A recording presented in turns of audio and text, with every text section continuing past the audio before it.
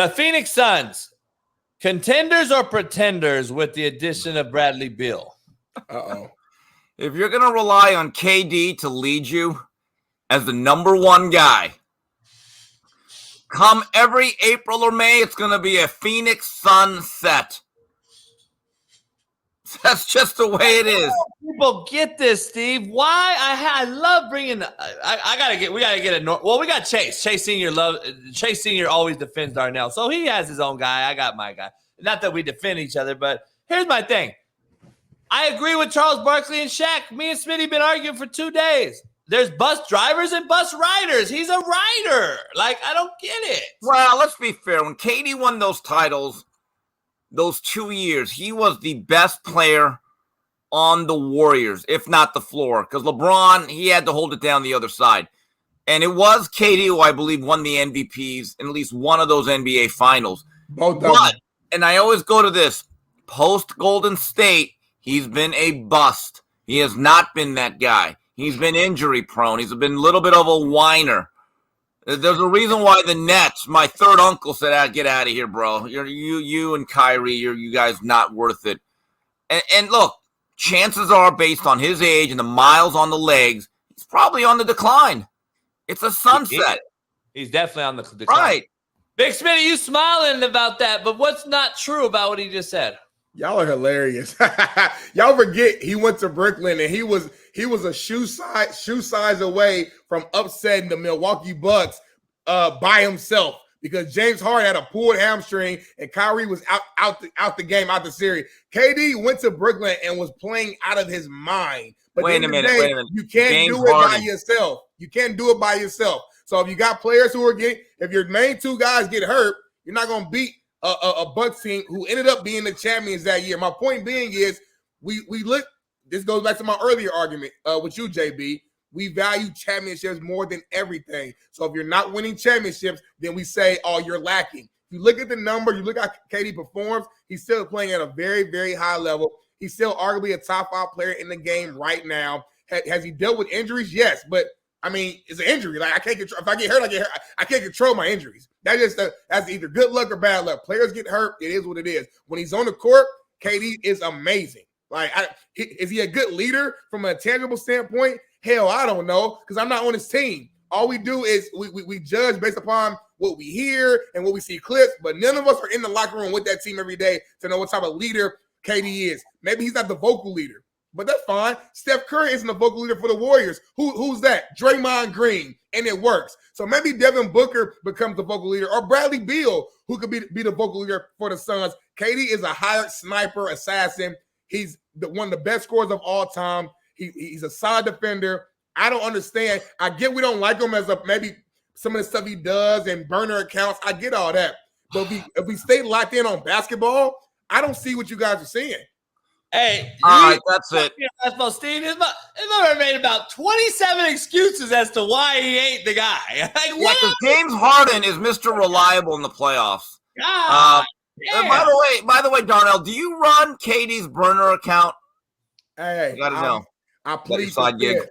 I plead the fifth, Steve. Oh, hey, I don't see it. Look, when you bring Beal on, do you still see a team that's better than the Nuggets in a 7-game set? Steve, they have 5 guys in the roster signed right now. They have no point guard, no big man that can bang Joker. You have no shooting now. You got rid of your best shooters.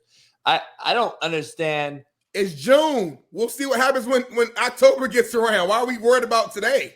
We just talked about that money. They're not going to have it. Who are you going to get?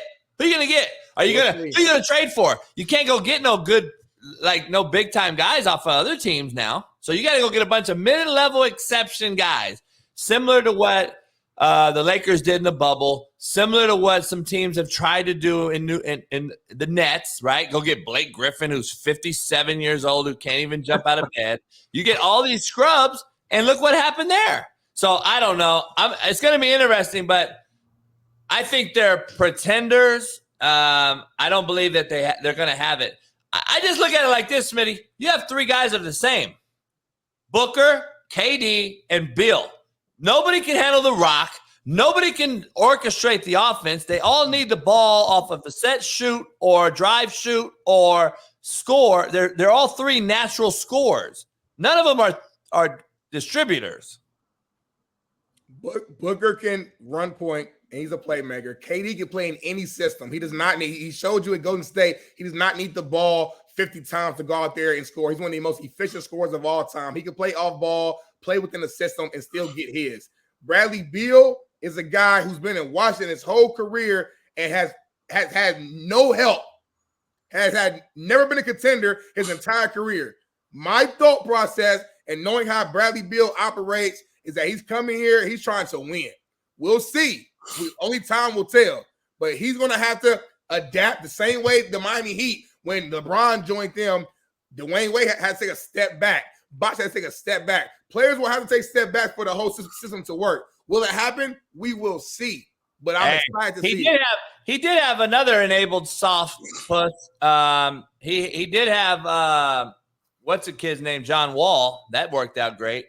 For a hot second. Football with Steve Kim, because we don't. I hate to disappoint Steve with basketball talk, because he doesn't watch it anymore. I really don't. I want to get to this football thing. I want to know where you think the best landing spot is for A, Dalvin Cook, B, DeAndre Hopkins, and rumor is now, of course, player empowerment driven league, Cook and Hopkins want to team up. I ask why they want to team up. All right, I have a question. Will they each sacrifice money to play together? Is it that important? If they each had to take, that's what I was bringing up. I was just about to bring it up. If they each had to say, all right, if a team said, hey guys, you are a package deal, great. To make this work under our cap, you're each going to make 20% less. So how badly do you really want to play with one another?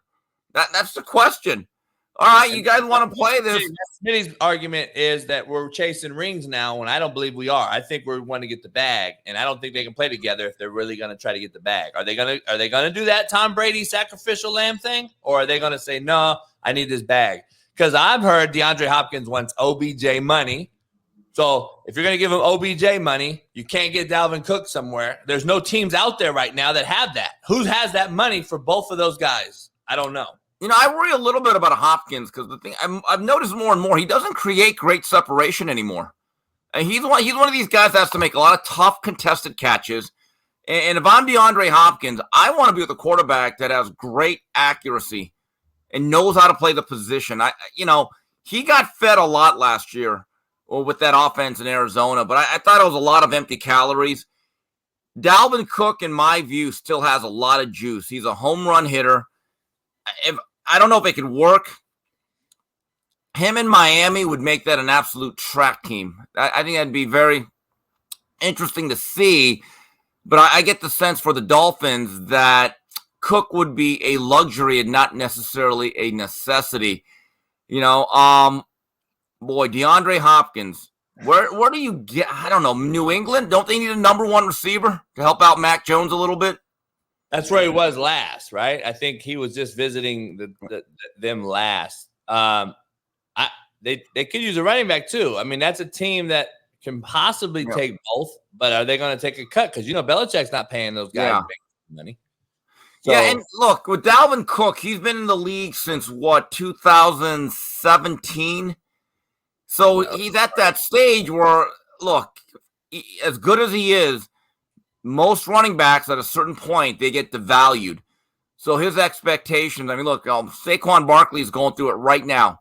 He wants a lot of money, and the Giants are basically going to say, look, we're going to play hardball here because we understand we can get a running back in the 5th round that could somewhat replicate what you do probably for a lot less money. But in terms of a package deal, I'm not a big fan of players telling organizations that, hey, without him, you're not getting me. Well, I would say, okay, we're probably going to get neither of you then. Let me ask you guys this. What do you think about Dalvin Cook to the Bills, the Buffalo Bills? Well, Buffalo needs a bell cow. They need a guy that Josh Allen, on games where it's not just revved up for him, can just hand off and just consistently move the chains. And he's a home run hitter. But Dalvin, look, he's a kid that went to Miami Central High, went to Florida State, and then played in the Dome Stadium. I wonder in the back of his mind, he's looking at Buffalo going, nah, till you get that new dome stadium, I'm not going there. But he's the type of guy that Josh Allen needs. Yeah. Transitioning to the Giants playoff with a playoff win last year over the Dalvin Cook led Vikings in that game. This Saquon Barkley saga is continuing to get interest.